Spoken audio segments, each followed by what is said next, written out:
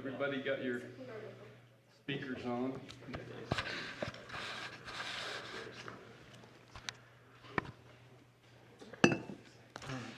Well, we'd like to welcome everybody to, oh, hang on, I gotta hit the button. Go ahead. Is that okay? They jump. We'd like to welcome everybody to County Council on 4/11/23. We appreciate you, all those attending.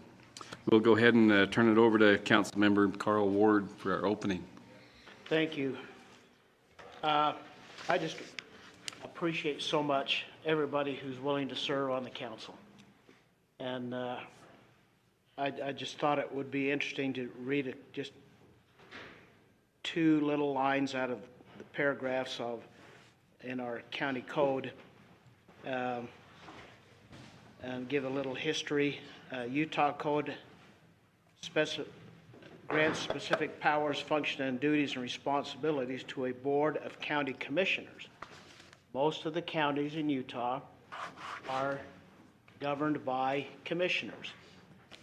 Cache County is one, I think, of only three counties that has a council form of government. And ours is a little different than the other two that have councils. But Thank you. so the functions and duties and responsibilities of these commissioners, as outlined by the state, are to be exercised by the county council.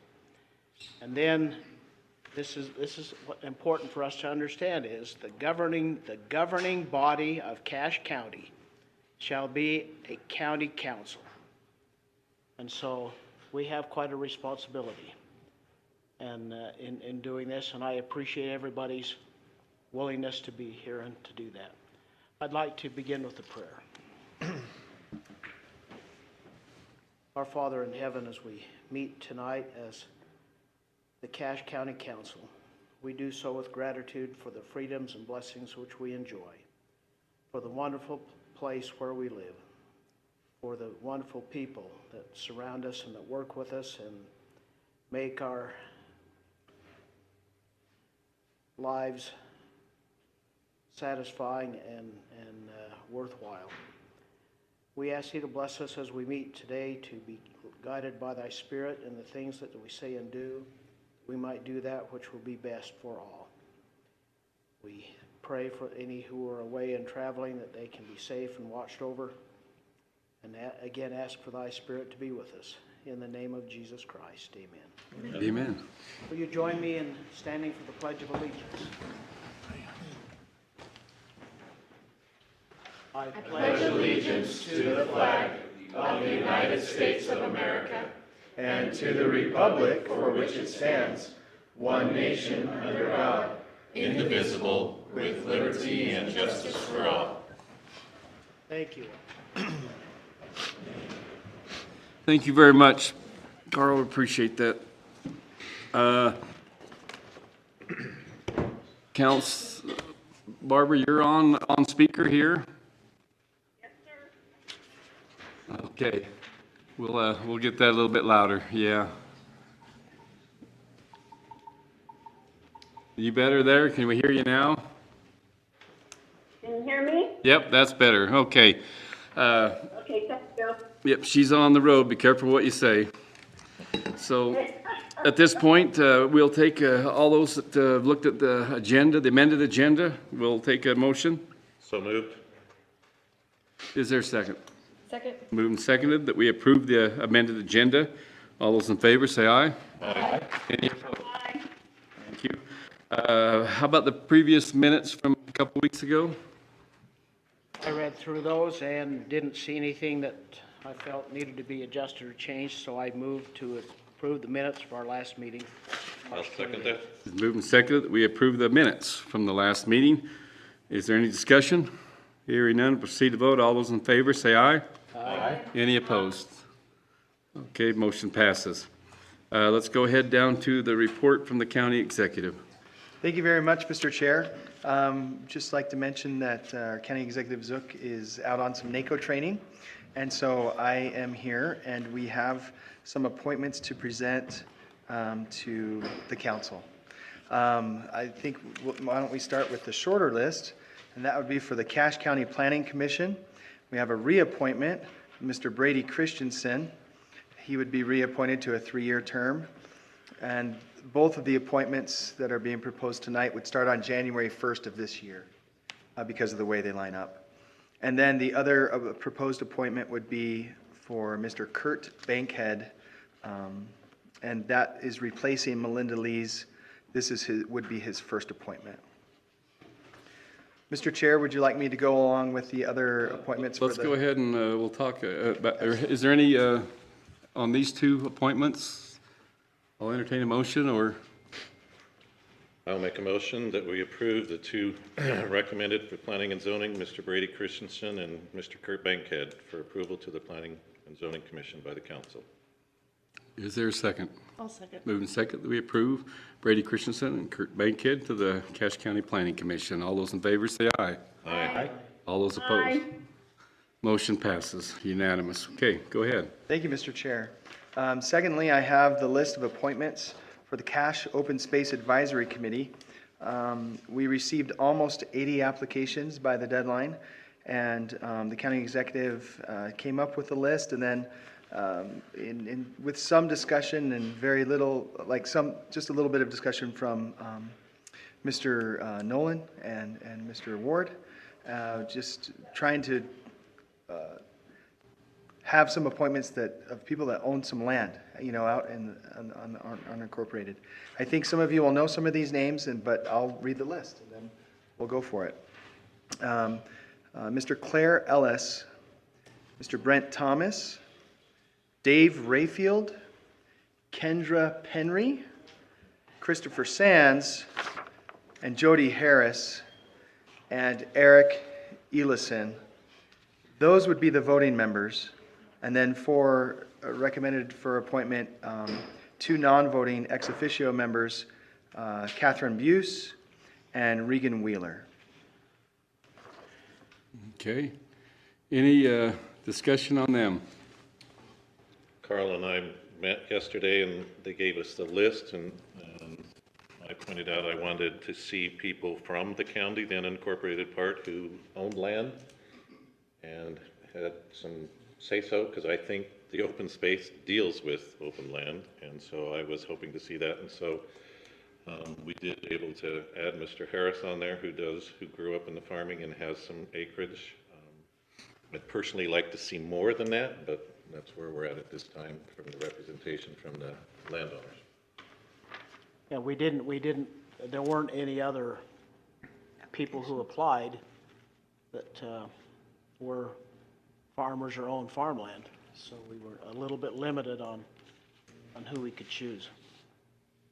I know I look at it and I see Providence, Logan, Providence, Logan, Nibley. and then Nibley and Lewiston. I don't think, I'm actually quite disappointed in the, in as far as diversity and representing open space in the whole county and everything. I'm quite disappointed. So anyway, but I'm sure that they're good people, but Let's see, you got Jody Harris. You didn't mention, he's out in Young Ward, I think. it's just Logan. Yeah.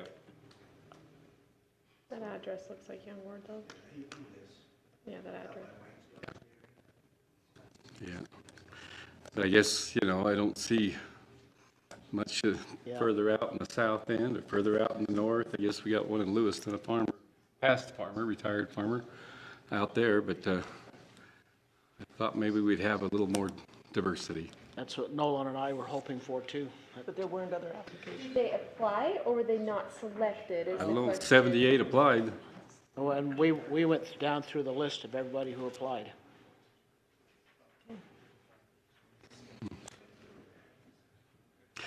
Well, that's what's been brought to us. We can act on this or not. It's up to you guys.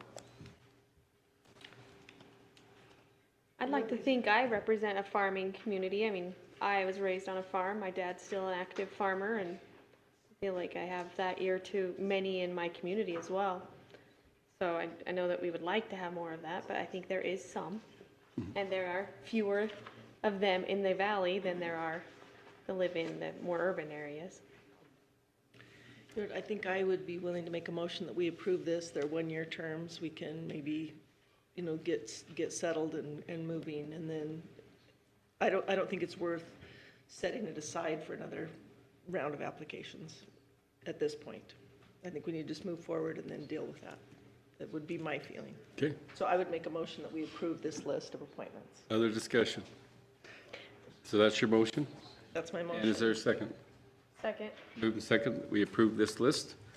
Any discussion on that motion? Did you have something you wanted to? I was just going to say, they are one-year appointments, but it begins today, and these appointments would conclude December 31st. So just as a reminder, even though we call them one-year appointments, this first appointment's for just to the end of the calendar year. Hearing no further discussion, proceed to vote. All those in favor, say aye. Aye. All those opposed? I'll say nay. So, Barbara, do you want to vote on that at all? Yeah, I'll go with aye. Okay. Motion passes. So, okay, that's your committee there for the Open Space Advisory Committee. When they meet, I'm sure they can share their qualifications and everything that they need to. Okay, let's go ahead and move on. Was there any other? No, thank you very much, Mr. Chair. That concludes my remarks. Thank you. Items of special interest. Let's go ahead. We got about a few minutes here. Utah Public Radio Story Corps recording booth. Carrie Bringhurst.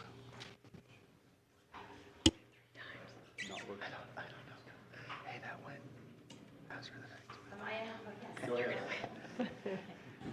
am Carrie Bringhurst. I'm one of the station managers at Utah Public Radio. We're located here in Logan. We broadcast statewide and in Idaho, and we also broadcast anywhere in the world on our streaming service. And we also have a Spanish language station, UPR Trace. And for several years, we have partnered with StoryCorps, which is a national recording project. It's actually an Airstream trailer that travels throughout the country and gives people an opportunity to come and share their stories, interview loved ones, interview family members, a neighbor, a colleague. Oh, okay, there we go. A neighbor, a colleague, anybody of your choosing. You can set aside 40 minutes to go in and have a conversation with them. And then that's archived. You'll go home with a disc, a CD that you can use for your personal use. So you could use it for family history or something to, I know that some have made Christmas gifts. They've made copies of those conversations of maybe between grandparents or siblings and given those as Christmas gifts. And in addition to that, it will be archived in the Library of Congress in Washington, D.C., and will be accessible digitally. You just type in that person's name and that recording will come up and you can listen to, again, those conversations. And there are 10 areas selected each year throughout the nation, and we applied to have the StoryCorps booth come to Cache County, and we were so pleased when they chose us. But I have to say, one of the reasons they chose us was because in our application, we had mentioned that we would like to partner with Cache County and have that booth located in Cache County and be accessible to our diverse community. And so we have been in conversations with the executive administration here in the county, and thanks to them for their support in making available the space. It will be located in the parking lot here for 1 month. And so you'll have this beautiful Airstream trailer, and it says StoryCorps, so it's going to have the logo that you see up there on this flyer. We'll also have identification that Cache County is one of the partners. And so you're the site partner, so thank you very much for being willing to join us in this. And then USU Credit Union Golden West is our financial contributor for this project. We will be opening up reservations for you to schedule time to record on Thursday. And I think you'll be sending out a flyer that will have the the code where you can go and register, or you can just go to our website at upr.org, and there's a way to register there. Again, we'll be here for 1 month, or they will be here for 1 month. We'll be having some fun signage out on the lawn of the historic courthouse, letting people know that they can come and share their stories. And then once the stories are recorded, we are having an opening day ceremony. I would love for one of you to volunteer to come and represent the county. David's going to be out of town. Julie's going to be at a conference. So if any one of you council members would like to just come, and it will be happening here at 11:30 on Friday, April 28th. Would love for somebody to come and just talk about this partnership. Catherine, are you not going to be here? Oh, it's a conference, a county conference. Oh, see, I think that's where everybody's going to be. So Unfortunately. that's okay. There will be other opportunities. Please, please take the opportunity to reserve a spot and record something there. And we'll be sure to acknowledge during that press day, that opening day, your support. And we will also be taking some of these recordings and producing one a week to be shared through Utah Public Radio. We did this in St. George and in Vernal, and quite a few years ago in Logan, and so we're happy to be able to do that again. So there will be one every week, a story from somebody in our community and what they've experienced, and we feel this is a great opportunity to bring our community together, and we're encouraging our diverse community. We have information in both Spanish and English, and we've been working with CRIC and other organizations. I think the first recording will be from 2 friends that are part of the Cache County Senior Citizen Center that will be doing the first recording on that morning at 10:30. Any questions? Yes, Catherine. So I show up with the person that I would like to interview, and the facilitator gives us the questions to kind of drive the conversation? Or how does that work? They can, or, you might go in with a topic or a conversation. You might say, hey, maybe you'd love to interview your mother. Can you imagine? You could talk to her about her experiences in France and growing up, working on the farm, and anything you might want to talk about. Sometimes it's good to come with an idea of what you want to have a conversation about, but you don't want it to be like reading off a piece of paper, the questions. You really want it to be conversational, something that you would want your children or your grandchildren to listen to and really get a sense of your mom's personality and your personality. But we've also had professionals come in and talk to one another about their careers. We had the former Lieutenant Governor, Gail McCackney in Vernal, come and speak about, his experiences.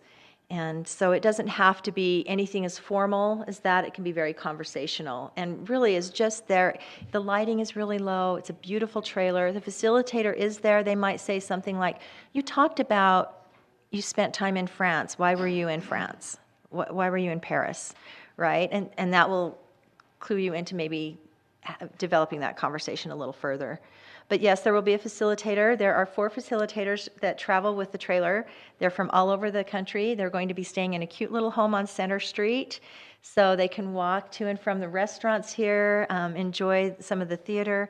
It's going to be a great event. So thank you again for your support, and I hope you'll take advantage of this opportunity. Thank you. Thank you for doing this. Yeah, was there any financial burden to the county, or it's all taken care of, just the price? No, yeah, you just provided the location. I know that you applied for a grant to put in some of the utilities there that we hope you'll be able to use for other events that will make it possible to plug into the, I don't know what the electrical, we've been working with Dennis and others. Now, if we get Nolan there, could we make a movie of this? You know what, if you want to take your phone in and record that, you go right ahead. You'll have to Are you going to bleep- do bloopers? Is that? You'll have to bleep out some of my words. I'm not bleeping out anything. You got to be you. This is what it's all about. It's posterity, to telling your true story, your true colors. So we're grateful to you again for that support and just providing this beautiful location where people can come. And we hope it will bring people from outside of Cache Valley here as well. I know when we did it in St. George, we had people travel from all over the state to come. It's within the public radio world, it's kind of a cool thing to be able to record in the story. Appointments to the Hyde Park Cemetery Board. Councilmember Mark Hurd. The Hyde Park Cemetery Board has 3 openings currently, or positions not filled. And I've had conversations with the 3 names that I provided Micah and that I think were disseminated, but I'll just mention their names. So the following have accepted the invitation to be appointed, and once ratified or accepted by the council, they would become the official new members of the Hyde Park Cemetery Board. The names are Portia Anderson, Maureen Hearns, and Jeline Kirby. And Some of those are being reappointed, aren't they? correct. Yeah. Yes. Sorry. Yeah, one is a reappointment. Oh, And that's good. there's been some changes made to the Hyde Park Cemetery Board involving realigning correctly with the North Logan Cemetery District and the Hyde Park Cemetery District. So this is the part of the reason for the openings was because of that shift. And so I believe we just need to. Do you want to go ahead and make that motion? Sure. Yeah, I make a motion that we appoint these 3 individuals to the Hyde Park Cemetery District Board. I'll second. Moved and seconded, we accept these 3 appointments. Now, how do you say the first one, Portia. Portia? Yep. Portia Anderson, Maureen Hearns, and Jaylene Kirby. Is there any discussion? Hearing none, proceed to vote. All those in favor say aye. Aye. Any opposed? Aye. Motion passes. Thank you. Thank you. I'll pass that. I know we do have a presentation by Utah Department of Ag, but we do have a public hearing in 5 minutes. So can you hang on just 1 second? Yeah, we're going to take longer than 5 minutes. I know you will. So if you're okay to hang on for just a minute, we'll go ahead. Is there anything else there, pending action? No, that's what we do today. The Appeal Authority. Okay, we could probably go ahead and react. Let's go down to 8A if we could. And we'll open that up for discussion. Thank you. So, as we discussed at our last meeting, this is an ordinance amending our Section 1702 of the Cache County Code, changing the appeal authority from a Board of Adjustments to a hearing officer, and also amending Section 2.20.050 of the code to create a appeal authority for the recorder in response to legislation from the Utah State Legislature.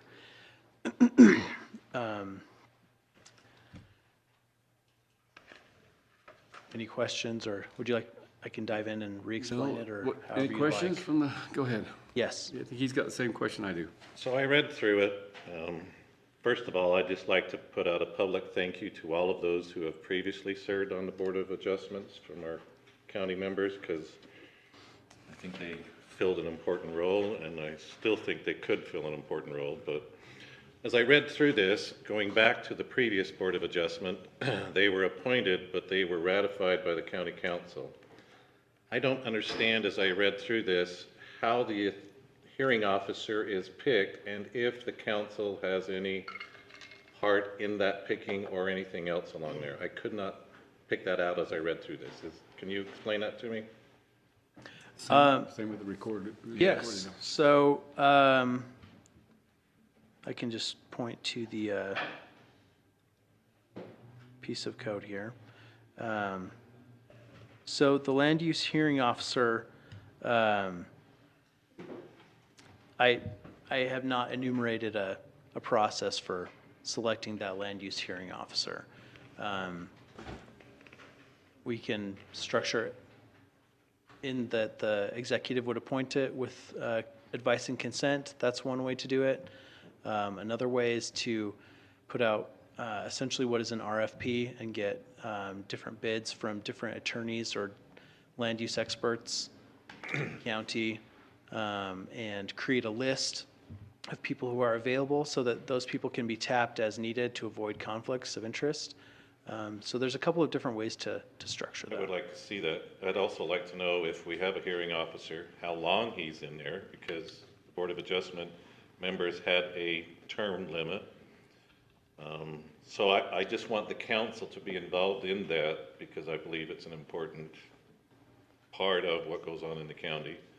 Is if we have a citizen coming before, I'd like to know that the council has recommendation or an acceptance of that person who is serving on that as the hearing officer. That's my opinion. And Part of the reason why I didn't put a specific term limit or is I anticipate it won't be the same person every time.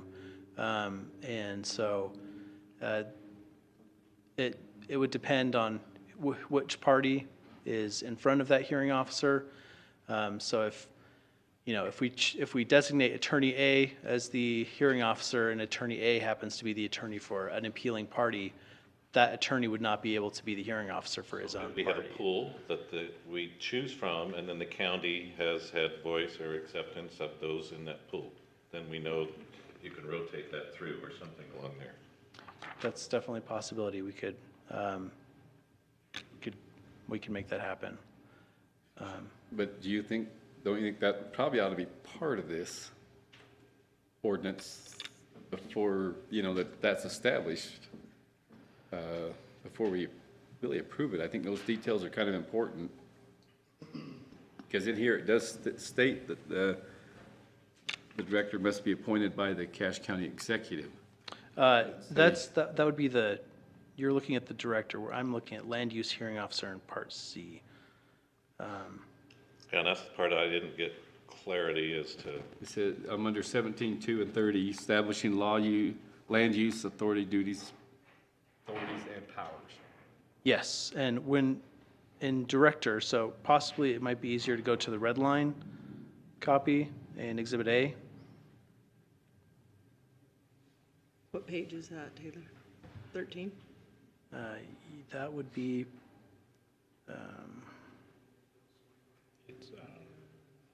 page 13, that's correct.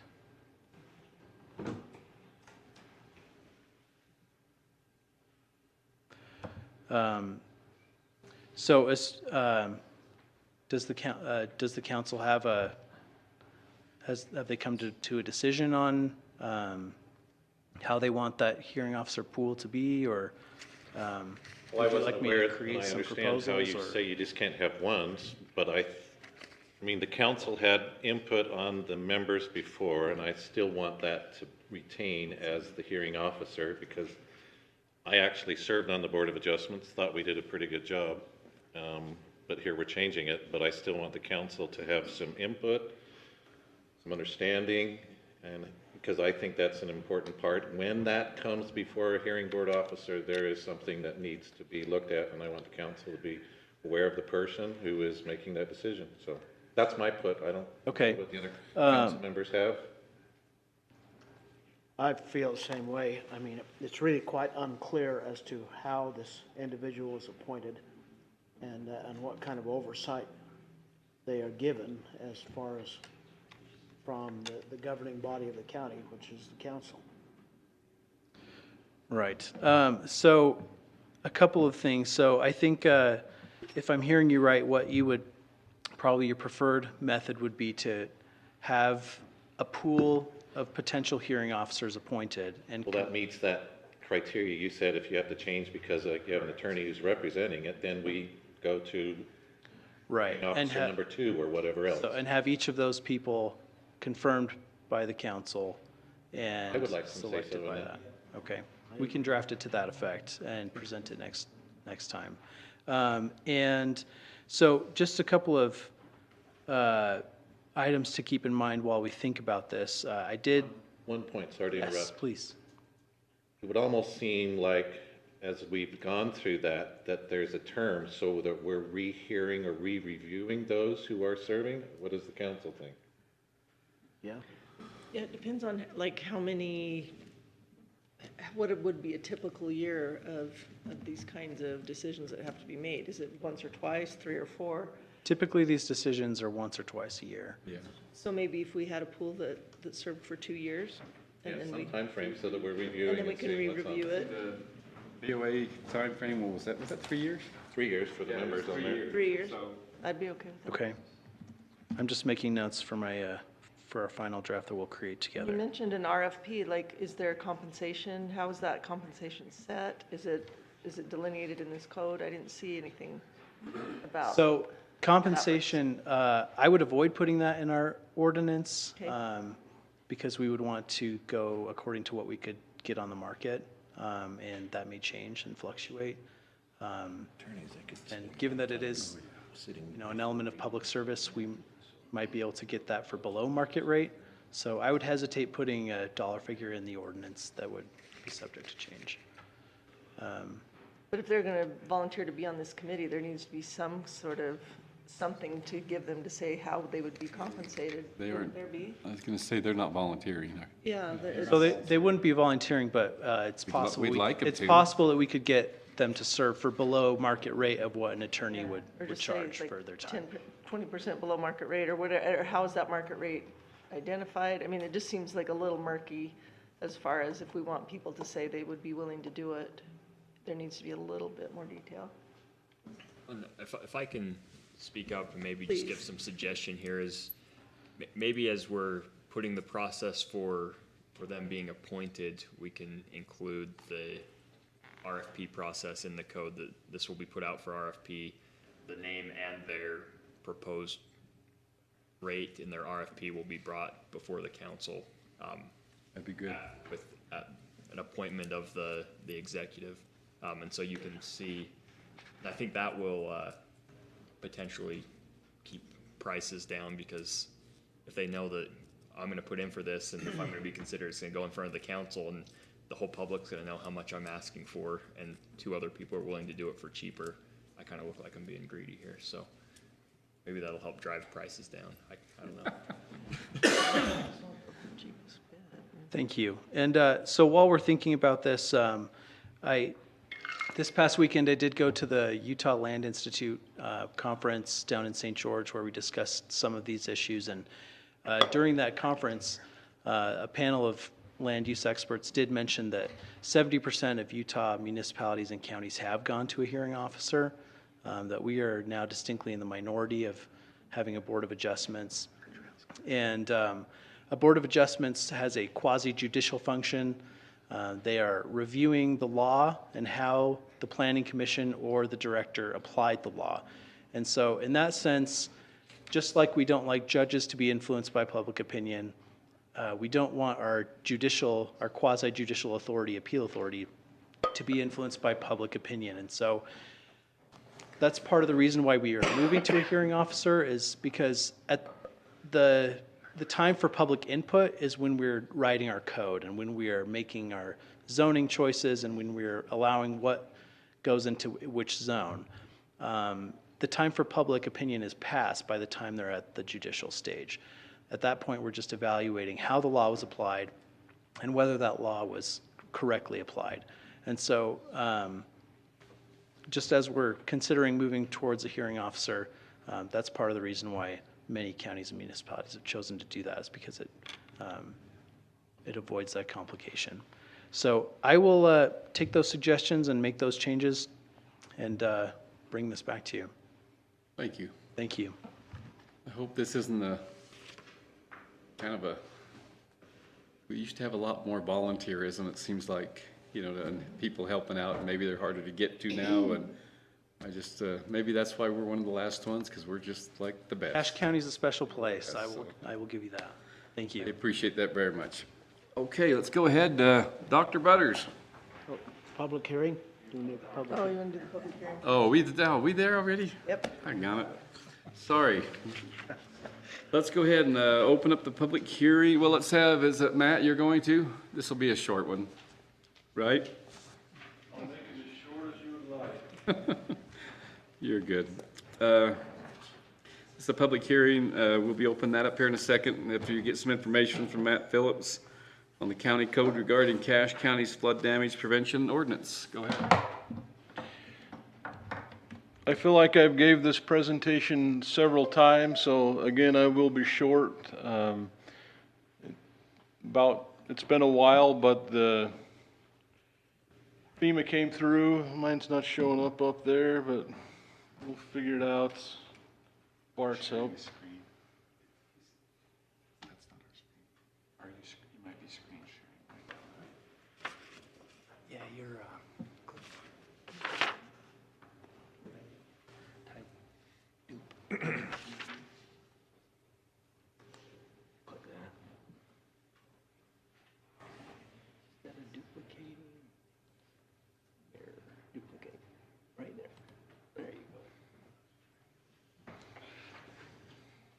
back to your presentation.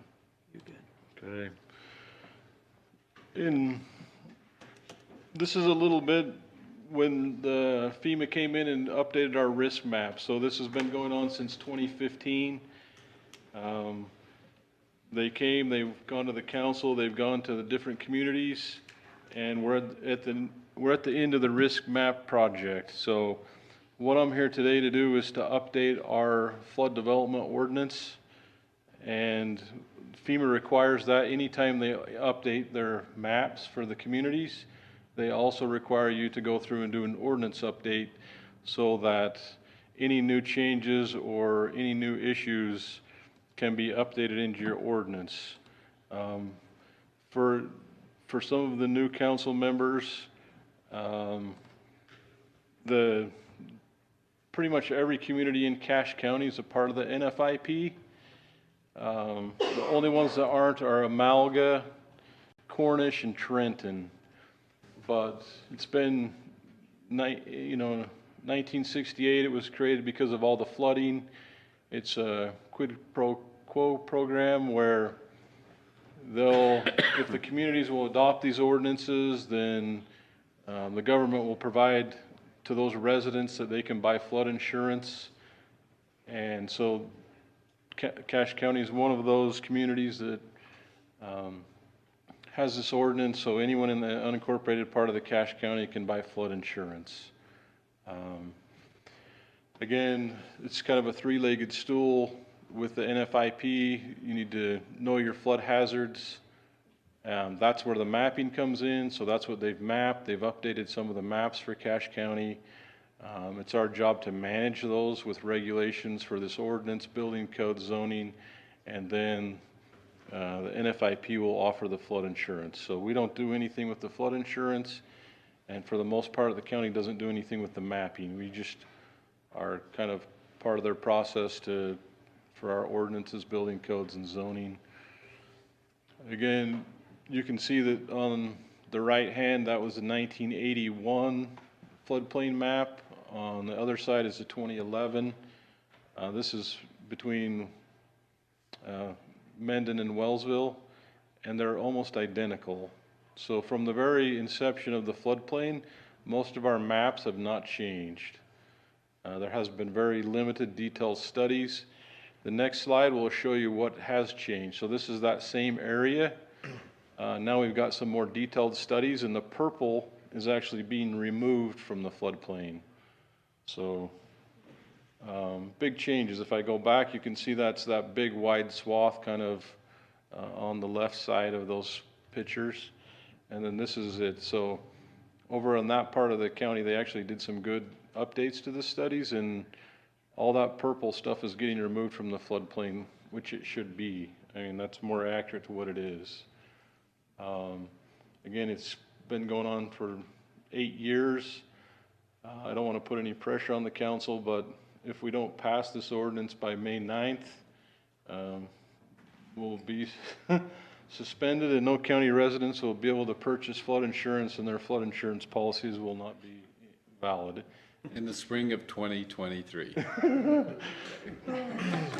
No pressure, but we've been working on this for quite a while. We've gone through Planning Commission.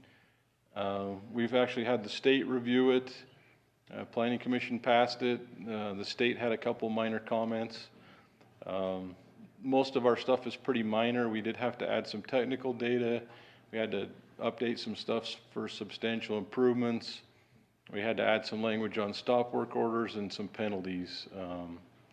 And then we added a little bit to distinguish more of buildings that are ag structures versus residential structures, barns and those types of things. So it's, all in all, I think it's a better ordinance. From the state, we had a couple of comments. One of them was to add a fine. We mentioned it's a Class B misdemeanor, but with the help of Taylor, we're going to add what those fines are so that it spells it out. That was one of the corrections from the state. And the other correction from the state was that we just needed a signature page at the end. So what I've sent to you guys is complete, other than adding those fines and fees in and adding a signature line at the end. I did want to show you guys just so that you are aware of what communities were studied quickly. Now I'm going back to non-sharing again.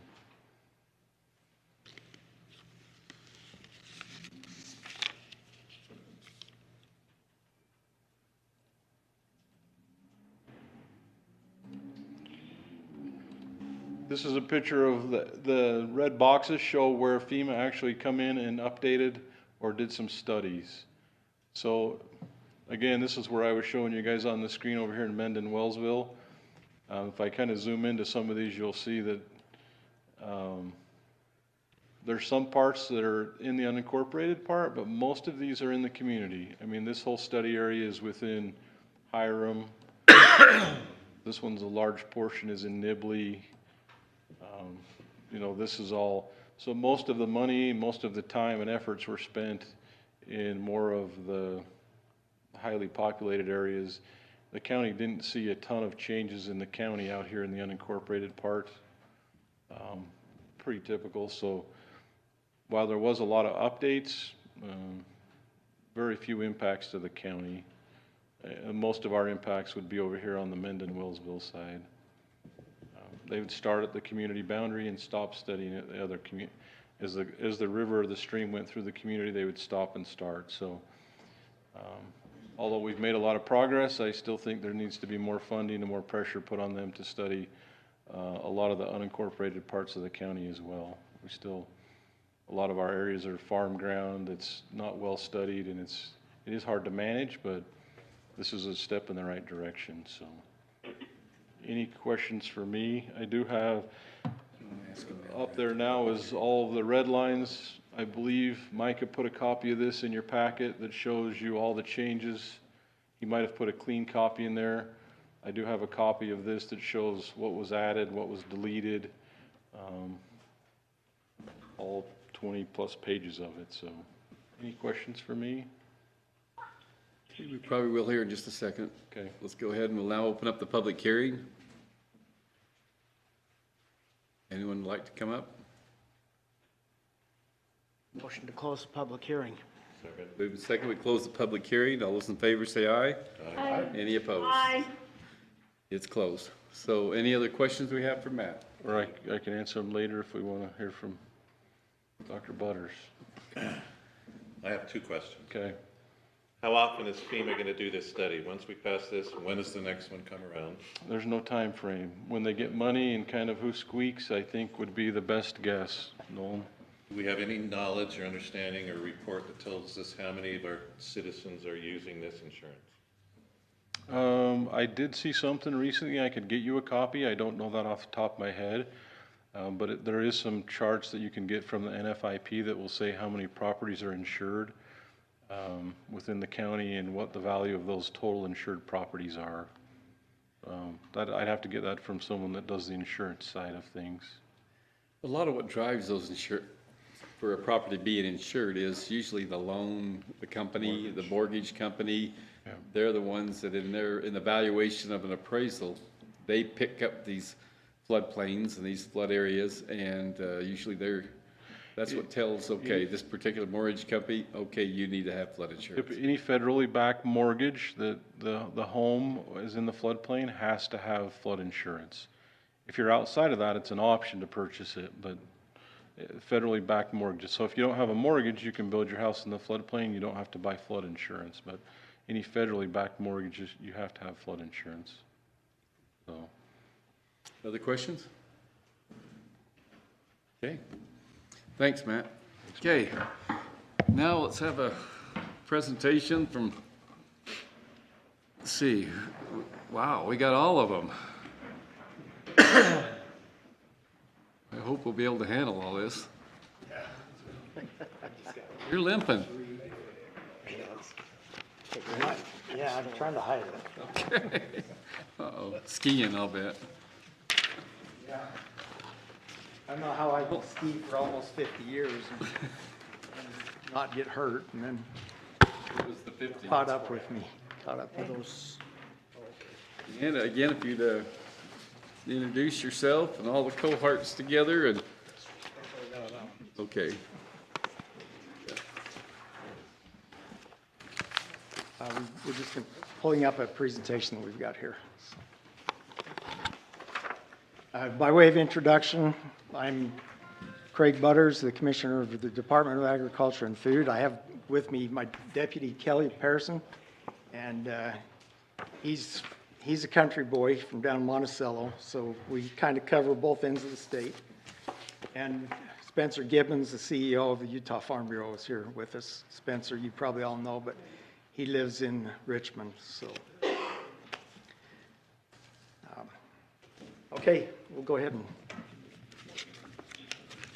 The Department of Agriculture and Food initially began as the Board of Horticulture, the State Board of Horticulture in 1896. And in 1921, the different agencies were combined into the Utah Department of Agriculture and Food. So we just passed our 100-year anniversary.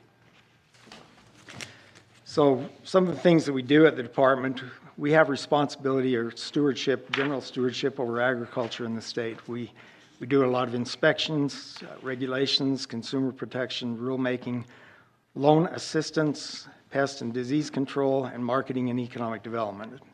And so in our discussion tonight, we'll be covering some of those different things. The divisions that we have are the Office of the Commissioner, the administrative services that oversees our budget, the animal industry that oversees brand inspections, our elk program and meat inspection and other things. Conservation Division oversees the loan program, the Agriculture Resource Development Loan Program, and also our conservation easement program and the conservation districts. The Grazing Improvement Program is our newest division, and that program oversees improvements made on private and public lands to improve the grazing and to more efficiently use both public and private lands. We have a laboratory that tests food products and also our cannabis and hemp programs. The laboratory tests for our cannabis and medical cannabis and industrial hemp program. We also have a marketing and economic development program and plant industry and regulatory services that oversees weights and measures and a lot of, manufacturing and retail inspections. Kelly's going to cover the strategic goals that we have. Thanks for having me, Commissioners. It's great to be up here in Cache Valley. I haven't been up here too often since I graduated in 2003 from Utah State, and boy, has it changed a lot. But I also come up here to tell you I have the greatest boss in the world, and I appreciate you lending him to me. So he's truly a great guy. But anyway, when Commissioner Butters came on, he asked for us to put together a new strategic plan. It had been a long time since the department had a strategic plan, and we really wanted to know what our goals are, what the vision of the department was for the next 5-10 years. And the way we did this is we went out to different areas of the state and met with ag producers, elected officials, different stakeholders throughout the state, and we wanted to hear their vision for agriculture in their areas, of what they see agriculture for the future. And we did a SWOT analysis in every region and some of the struggles they see with ag. And we came up with quite a few goals or at least things that we want to work on. And this also helped us during the legislative session of what we wanted to focus on to get funding for. And the first one is agristructure. Agristructure is anything to do with agriculture, meat processing, food and vegetable processing. As most of you might know, if you want to get your cattle harvested right now, you're a year and a half out. And that's something that we want to fix. You can't feed your cows for another year and a half while you wait to get it harvested. So we want to find ways to bring in more meat, not only meat, but vegetable and other processors throughout the state. And we'll talk about a program that we established to help do so. Also, workforce development. You'll see that the average age of a producer right now is 65. And we got to get more young farmers into the program. And the only way we can do that is make it profitable. And so we're working on as an agency to try to be less restrictive, less regulatory, and be more ways to promote ag, to make it so that people want to get back into that industry. The supply chain, during COVID, we saw how quick the supply chain can be disrupted. It was scary to go into your grocery store and see it empty, right? So we can't allow that to happen. So we're finding ways for Utah to be more self-reliant, find ways to do different crops. And we realize we can't grow everything in Utah, and we got to find ways to continue to swap different crops throughout the country. And ag education, we continue to work with ag in the classroom to teach our kids where their food comes from. I'm sad to say that my kids probably think food comes from the grocery store, but it doesn't. And we got to educate everyone how important agriculture is and where their food comes from. The last session we did happily help get a vet school here at Utah State and finding different ways for people to get into agriculture. And this session, hopefully you've heard that there is legislation to get more vets to rural areas, and the way we've done that is to allow for loan repayment. If students go into vet school and work 5 years in a rural area, we'll reimburse them up to $100,000 of their student loan if they stay in those rural areas and help those areas that need more vets. And then customer service. We have a lot of Department of Ag employees up here in Cache Valley. We want to hear from our producers if we're not providing the best customer service. It is stressful to be in ag, and we want to make sure that we're a partner with them and provide the best customer service to them to help them be profitable, like I said. So those are our goals. You can scroll through them real quick. I went through them already, but that's our focus for the strategic plan for the next 5 to 10 years.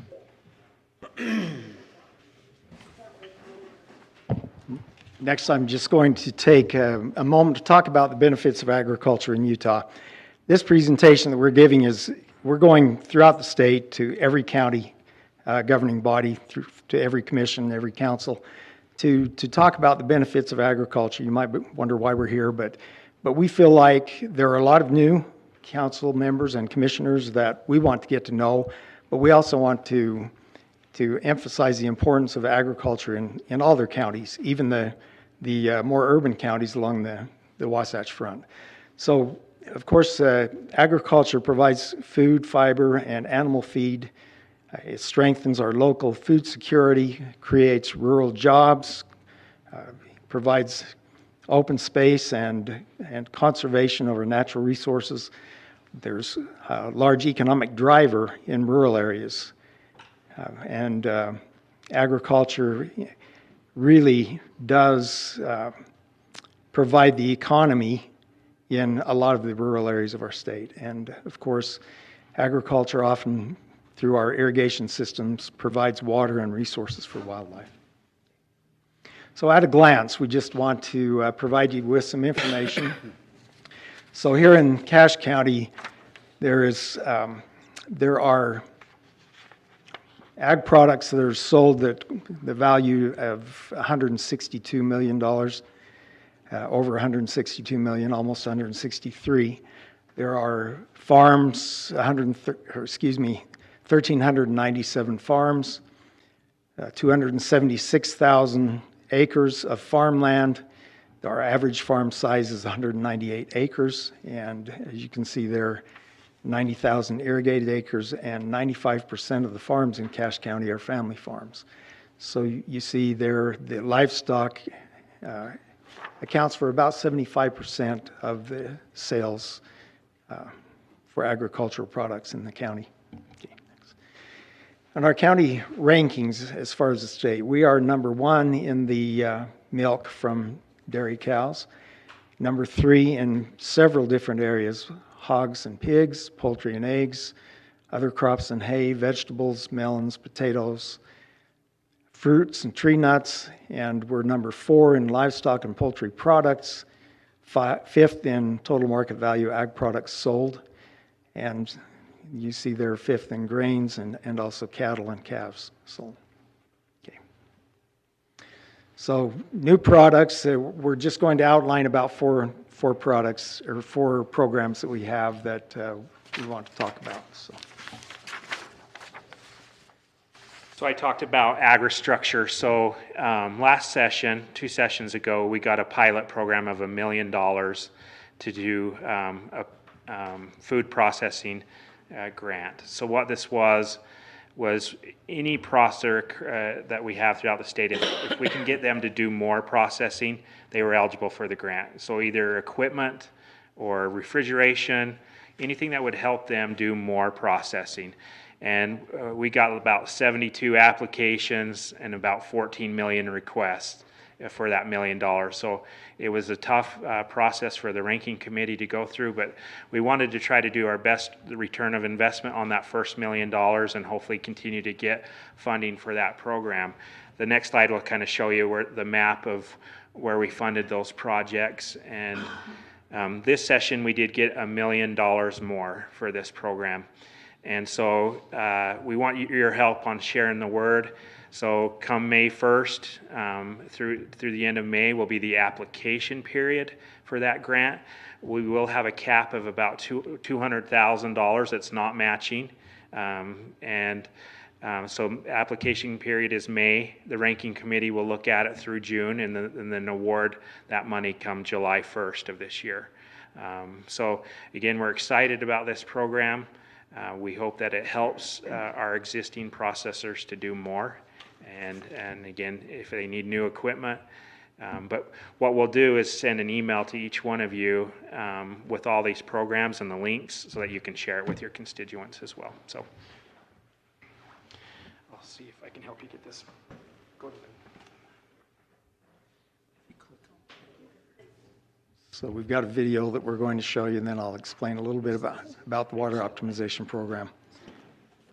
If we're taking too much time, let me know. We'll cut it. I'll let these tell you no. I can't tell you no. Neither can I. We'll see. You're doing great. Okay. Yeah. Thumb drive. Let's just go right to the thumb drive.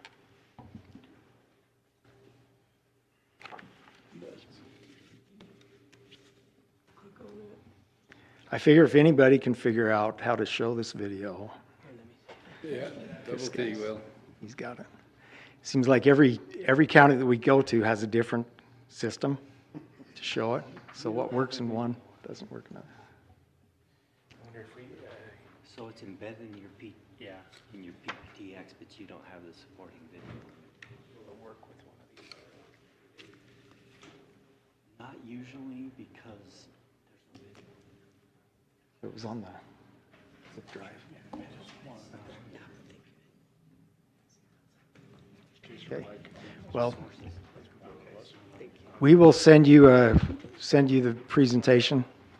This will cut us down just a little bit. We don't have the video for you, but let me talk about the water optimization program. The program provides grants to farmers and ranchers and canal companies to upgrade irrigation systems and make more efficient use of the water that we have. The department has administered over $50 million across 276 projects in the last 3 years, and projected water savings there of almost 175,000 acre feet annually. The next round of applications opens in mid-April this year. And just a little bit more about the water optimization program. This legislative session, the department was given $200 million of additional funding.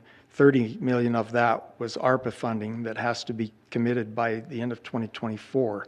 And so, as you can see, that's a lot of money to put on the ground. And so we're working hard in this program with producers. It is a 50-50 match. So basically this means that we're going to have $400 million of new agricultural irrigation infrastructure on the ground in the state. And so we're excited about that, and we hope to be able to, by doing this, by using our agriculture water more efficiently, see it to the Great Salt Lake if necessary, and other water bodies like the Colorado River. So the program actually helps farmers and ranchers get more, or at least the same amount or more production using less water, and that's the goal of the program. So next, we've got a program called the Ag Stress program. Go back one, just please. So this is a program that we're working with Utah State University Extension on the Ag Wellness program. And basically what it is we provide vouchers for farmers and ranchers who are having difficult times and may need some mental assistance, mental help. And this voucher is $2,000 that can be used at Intermountain Healthcare. Also, we have training for producers on how to help members of their community that might be experiencing difficulties. And also, we work training 988 crisis line responders. So, okay. The next is our Lee Ray McAllister Working Farm and Ranch Fund. So the Lee Ray McAllister Fund has been with the state since like 1992. But last session they put it with Department of Ag to really focus on ag land protection. And we got $3 million one time this session. The funding's been kind of sporadic, but we're excited that we got $3 million and also 3 full-time employees to help administer this program. And we really have seen how much ag land is being developed. And we'll share that video in the email, but it really puts a good point of, the houses are our last crop. And Commissioner and I just got back from Israel, and they did it right. They built in the hills and left all the farmland for farming. And unfortunately, we seem to do the opposite here. We develop in good ag land, and again, I think we're going to regret it someday. And so I know that you guys bonded for $20 million for open space. We hope that you will work with us on doing some conservation easements. It's a voluntary program that will allow them to buy the development rights from that ag producer, and it will stay in ag forever.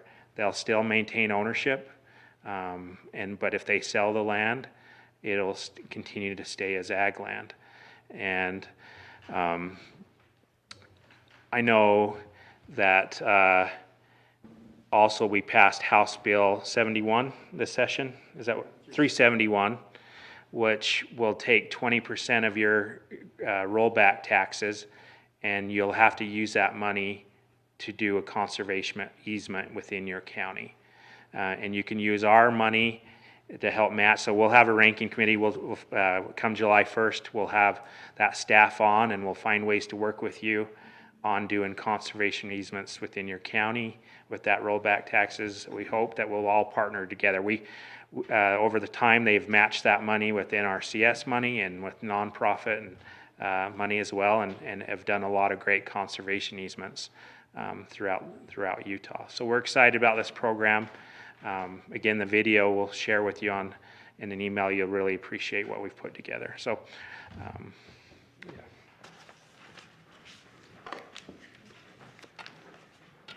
One more. So as far as that pretty well is the end of our presentation, but we just hope that you understand that agriculture is essential in protecting the local food supply, boosting rural economies, and preserving open space and the way of life, the quality of life that we enjoy here in the state. So we encourage you to consider in your ordinances and the decisions that you make how we can help to make agriculture remain viable in the county. And wherever possible, encourage municipalities to adopt ag-friendly zoning ordinance.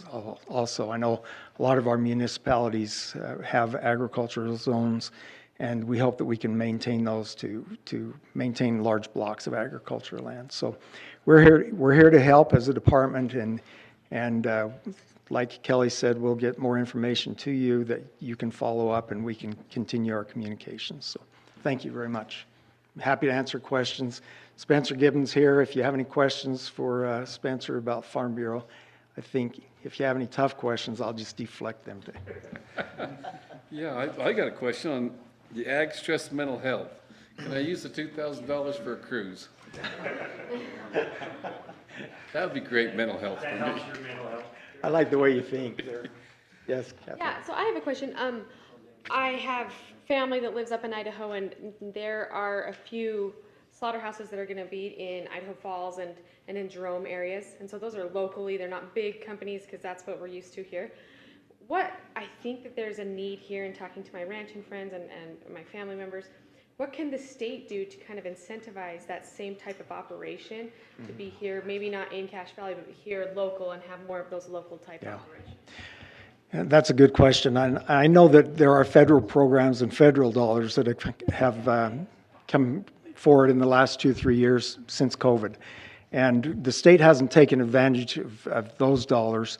But one thing that we have done right now is the legislature gave us $8 million for agri-park in the central part of the state, where what we're hoping to do with the 6-County Association of Government is to go in and purchase land and get that land zoned and make sure that there's water and sewage systems available there so that they can attract those small to mid-size processing facilities. And that could be cattle, poultry, fruit, vegetables, anything, any food products. And so it's an innovative idea. I think a lot of you probably, as you drive south to St. George, you can see on the south side of Nephi, there's a large open area there, and that's the area that we're looking at moving or at building facilities there. And so the state is, through the Office of Economic Opportunity, is looking to move that forward. So. Excellent. Other questions? Okay. I'd like Mr. Gibbons here just to come up and say hi or something. I mean, he's worth listening to. Micah. So I'm at the Capitol quite a bit. Yeah, so let me introduce myself to those who don't know me. Spencer Gibbons. I grew up here in Cache Valley. My family has a dairy in Lewiston. I am still a silent partner in that operation with my brother and cousins. I am the CEO of the Utah Farm Bureau, and if you don't, Farm Bureau could be Farm Bureau Insurance. That is definitely one part of it, but I am the Farm Bureau Federation, the political advocacy organization. We're the largest general farm organization, not only in the state, but in the country.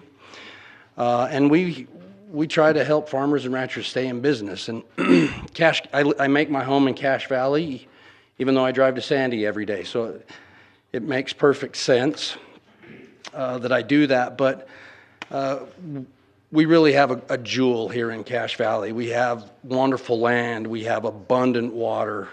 And one of the things that I think the challenge that you guys have is how do we incentivize our farmers to stay in business? It's a hard thing. Not a lot of kids want to go and work for free and then 15 years down the road lose it to the bank. That doesn't seem like a really promising future. And margins are slim. I love your question. What do we do more for more local processing? There's a reason why there's only 4 big processors in the country.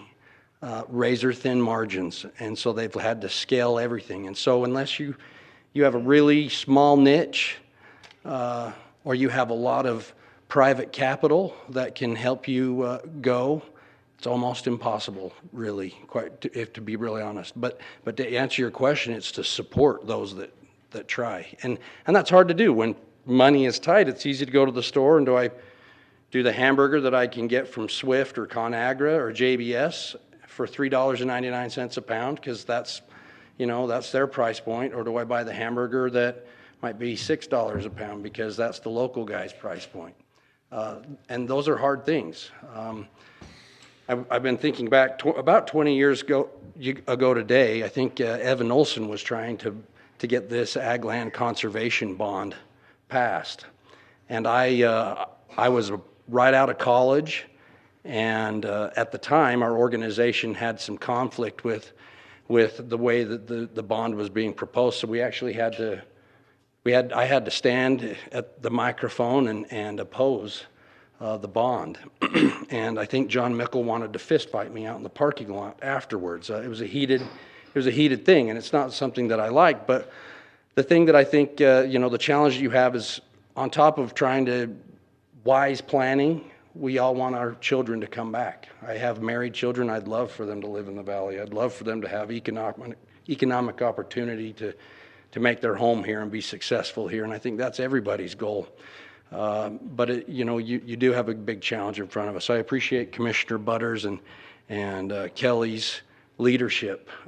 I hope that, as they've outlined these programs, that there's some great opportunity to leverage dollars you have here in the county with dollars on a state and on a national level, and certainly encourage you to look for those opportunities, so we can preserve these what I would consider the crown jewel of our state. We live in a wonderful place, and it is beautiful, and we have resources aplenty, and it can and one thing that I really do, your chairman said volunteers are starting to become scarce in the things that we do. But one thing that, if you go into these communities, those rural people still have that community mind, and they are volunteers, and they serve in every stinking capacity you can imagine. And those are some people who are integral to the fabric of our community. I can't champion what they do enough, because mainly I like to eat. So appreciate your time. I'd look for, many of you are new faces. My dad served on the council for 26 years. So this process is certainly not new to me. Your chairman, Mr. Erickson, was an FFA instructor to me, and somehow set me on this path. But I appreciate your time, and I appreciate your service. And if you ever have any questions, please feel free to, I look at the Department of Agriculture as we are an absolute partner with them, and we are, lockstep trying to help agriculture succeed in Utah. So I would entertain any questions. Otherwise, I will yield my time back to the chair. So thank you. Any other questions? I got questions, but I know you wouldn't answer. Yeah, thank you. I appreciate that. Hey, we thank you. I think that says a lot for what the power of agriculture in Cache County, when you've got the Commissioner of Ag and the CEO of Farm Bureau, Utah Farm Bureau, from our county. That's powerful. And we will recognize Kelly from way down south, beautiful San Juan County. No, that's good. We're the county with water, San Juan's the county without water, so. So you take it home when you go to visit? Okay. Hey, we thank you. Thank you very much. Appreciate it. Okay, let's go on to, here we are, what, 9A? Now, this is without pressure, we were told. So,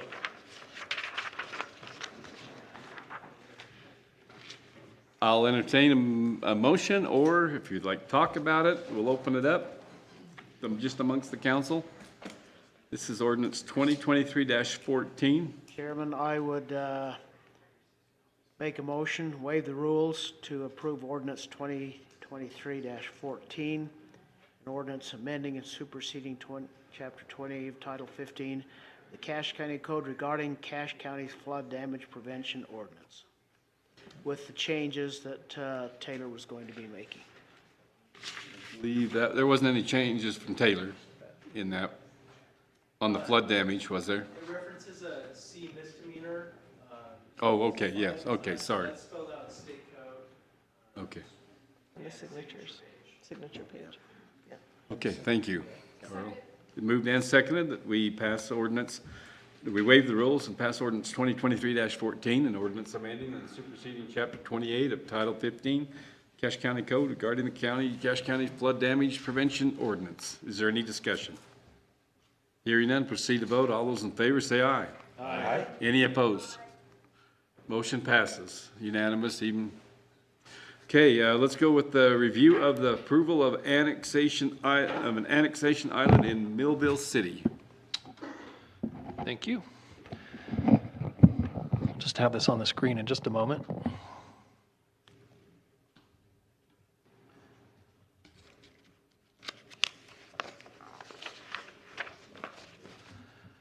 Okay, so you see before you the annexation area of. Shut some lights, thanks. Sure. Glare on me. That helps, thank you. This is about a quarter-acre parcel owned by Millville City, plus the additional right-of-way fronting the parcel, as well as extending a little bit to the west and to the east. And so this is reducing an existing island to just what remains in this non-highlighted area to about 0.75 acres. I would like to point out a correction to the staff report. This area of 2900 South, just off of 165 South, or excuse me, Highway 165, is in Nibley City. So this annexation incorporates not just the Millville City parcel, but the entire remainder of 2900 South as a segment of county road into Millville City, touching up to the portion of road within Nibley City. So that's a complete reduction of impact to Cache County. And regarding the remaining island, well, first I would mention that the Millville City parcel is intended to support their development of their sewer system, and this would provide for a sewer lift system or station. The Price family that they purchased the property from owns parcel 112 that you see, and it actually is within Nibley City as well as a portion of it in Cache County. And their preference is to keep the property for future development options leaning towards services from Nibley City. So when they're ready to annex and develop, that remaining island could be brought in with a petition by the Price family. So this is for your consideration to agree as required by state code. Whenever there's a remaining island or a new island or peninsula, the council, county, and the city should agree. And that's would support Millville City's goals. And the petition is represented by Corey Tweet, who's with us this evening. I saw that the planning commission recommended approval.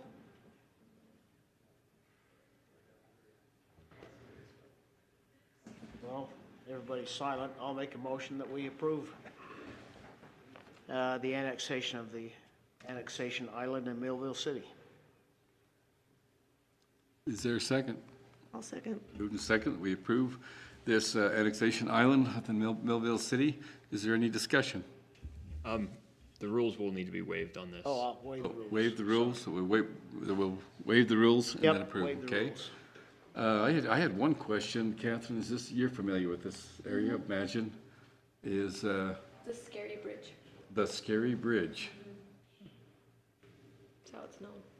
There's got to be a story behind that, but that'll be for another time, I'm sure. Okay,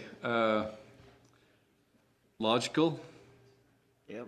At least it reduces the size of the current island, right? Yes. Okay, I think that's a big plus. And So is the remainder island just the space between Nibley City and the yellow line? Yeah, I'll show you a more clear image of that as this there you go, highlighted area. that yellow, just that kind of a triangle little thing there. That's that hillside? No? Okay. Okay. Why do we let it stay an island? Why don't we make them annex into Nibley? How many acres is it, by the way, too? The remainder is about 0.75 acres, but that's a portion of a much larger majority of the parcel, which is currently in Nibley City. And so that's typically, that could be Nibley City's annexation without a petition of that portion of property, or applicant or petitioner driven by the property owner. Okay, I'm just happy it reduces some of the island. And Any other discussion? Hearing none, we'll proceed to vote. All those in favor of waiving the rules, approving this annexation of this, what was it called? Annexation of this island within Millville City, say aye. Aye. Any opposed? Motion passes. Okay. Well, with that in mind, I think we're moving right along. UAC, any changes to any of the UAC conference, NACO Health Days, Richmond Black and White Days, additions, deletions? I know, Micah, I know that you have a hotel room for me that night. I would like you to cancel that. I'm gonna drive home. There's a ESL fundraiser that night that I had committed to going to without realizing it conflicted, so I'll drive home in the afternoon and go back the next morning. 27, 28? Yeah, the 27th. Or two. You don't have a hotel for The only me. hotels I've booked for that is Sandy and Catherine. Okay, you can cancel mine. Any others? You can put my name down for the Richmond Black and White Days. It's always a good time. Still trying to work out those two Saturdays, so it's still a question mark for me. Yeah. I think I can do the Richmond Parade. Okay, Carl, let's start council member reports then down there. Nothing tonight. Okay. Sandy? I went to the Veterans Center open house today at noon. Was really impressed with what they do and the services that they're offering to the veterans in our whole valley. And just, it's a great facility. I would encourage everyone to go visit with them and see what they're doing with very little. And I know that they are filling out an ARPA request. And so I'll be interested to see that when it comes through. Thank you. Mark? Nothing really to report other than just recap of some meetings. We had a fair board meeting this morning well, last week with the Building Utah conference put on by UAC, it was good. I felt like it was beneficial to be there and interact more with the focus on Public Works, and they spent a lot of time talking about water and water conditions as well as water legislation. So some of the recap we had in the workshop earlier, but I felt like it was a good program or a good conference, excuse me. And then looking forward to our next meeting. We'll have some good things. Good. Nolan? Not much on my side, except I will put a plug in that we as a council figure out how to quickly get a letter drafted to the Department of Water. They are moving quickly on that, and I think we need to voice our concerns on that, and that would be good if we even asked our water district and Nathan to help us on that, but I do believe that is along the lines of urgent. So I don't know how we do that or when. I can. Go ahead, Micah. I can meet with Nate Doggs if he and I can work together to. Something along that lines that we draft, I mean, the 25,000 acre feet, what we're doing as far as, I mean, those of us who use irrigation water, we're gonna be piping canals, doing things, so we are along the lines of being conservative with water, but also the path they're taking really impacts Cass County, and we need to be aware of that. And Mr. Dowds will be here on the 25th, I believe, won't he? He has some more to share on the 25th, so we'll have him on the agenda for the next council meeting, so. Yeah, I'll make sure he's there. Okay. Yeah, I just attended the same, forgot what it's called, roads? UAC. Building Utah, thank Used you. to be road school. Yeah, and I really appreciate all that goes into, you don't really know all of it that goes into it until you go down, and I really appreciate all that they do with our committee, or our roads staff, and I enjoyed the time that I spent with our council members. I thought it was a great opportunity to get to know them better and to have some informal conversations. So, yeah, thanks to the council and to the people for letting us attend and learn and grow in our roles. That's it. Thank you. My only report was, it went down to the open house of the animal, isn't a shelter. Animal Services Center. Services Center, and then they did have the ribbon cutting on Monday morning. And for that, it's all green and going, and they've, I guess in that few days of the weekend from the open house. I think they already adopted out, what, 8?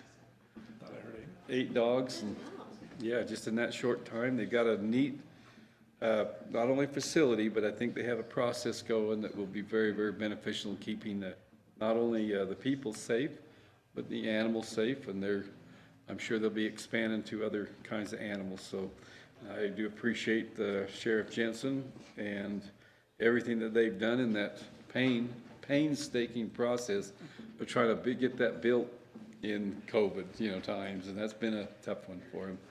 But, and I appreciate all of the council being patient for that and that we've been able to get her done, so. They have 9 now as of this afternoon. Did you take her? No, I didn't. Did you get a dog? No, I didn't get one, but I just stopped in and toured it. Yeah. 'Cause I couldn't make the other open houses. I was gonna say, if I'd have stayed there much longer myself, I think they'd probably try to send me on my way, on the. So I'm looking for a cell to put you in. They did point. I'd have been number 9. They did point out the dog that Chad said he wants. The pit bull? Yeah. Anyway, that's terrific. Piglet, wasn't its name Appreciate, I do appreciate everybody that, and their participation and their eagerness to learn, and it is, I won't say it can be a cumbersome process to learn everything. If you, just remember, you always eat an elephant one bite at a time. So, and then you'll hopefully either get sick of elephant or you'll understand everything that you ate. Yeah, other than that, we'll go ahead and adjourn.